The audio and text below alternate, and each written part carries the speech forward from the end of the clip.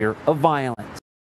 My Christian faith is at the very heart of who I am. I was also raised in a wonderful family of faith. It was church on Sunday morning and grace before dinner, but my Christian faith became real for me when I made a personal decision for Christ when I was a freshman in college.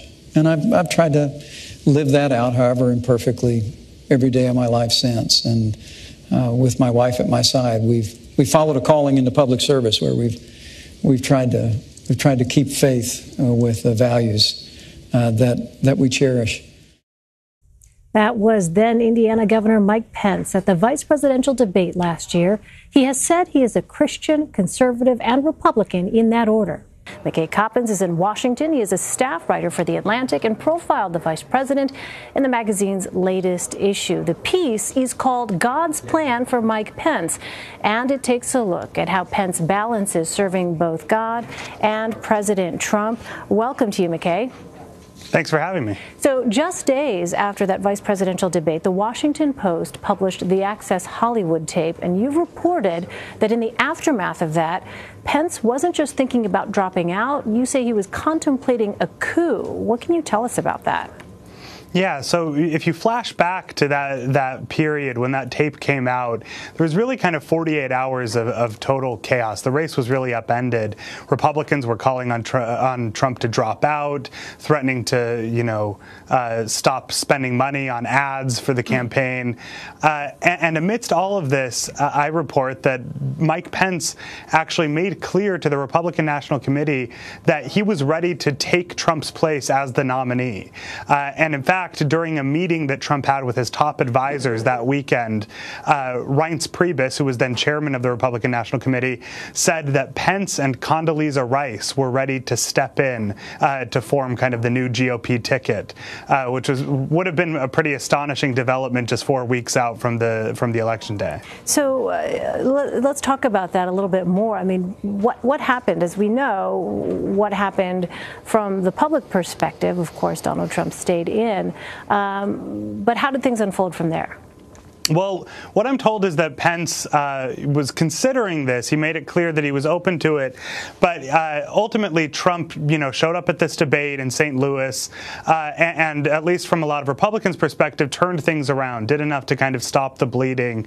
Republicans started to calm down. People stopped calling for him to drop out.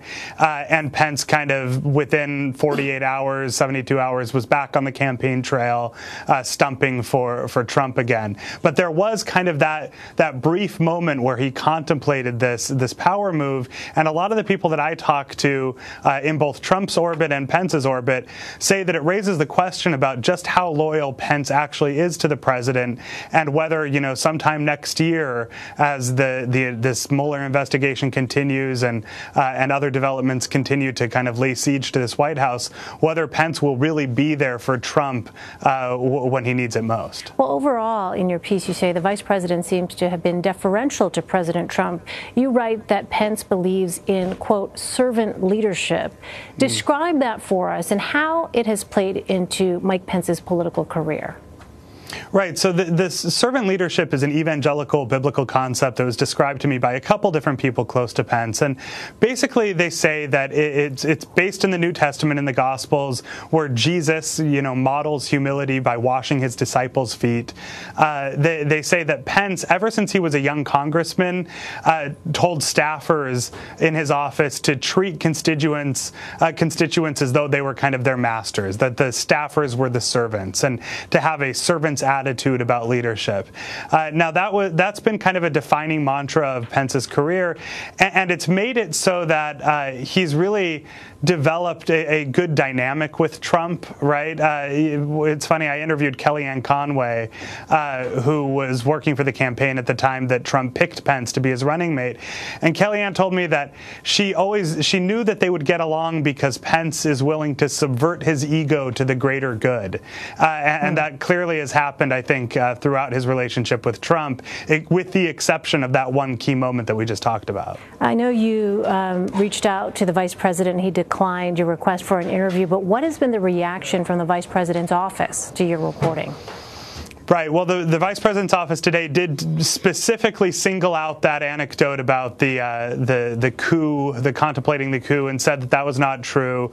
Reince Priebus also has denied saying that, but my source was actually present in that meeting when Priebus apparently said that. So, look, the reality is Pence's success in the administration, his power in the White House, is based on his ability to show loyalty and perform kind of loyalty to Trump. And so anytime the perception of loyalty is threatened, Pence and his office have to push back hard lest he kind of loses his status in Trump's inner circle. Well, it's a fascinating read. McKay Coppins, thank you so much for joining us.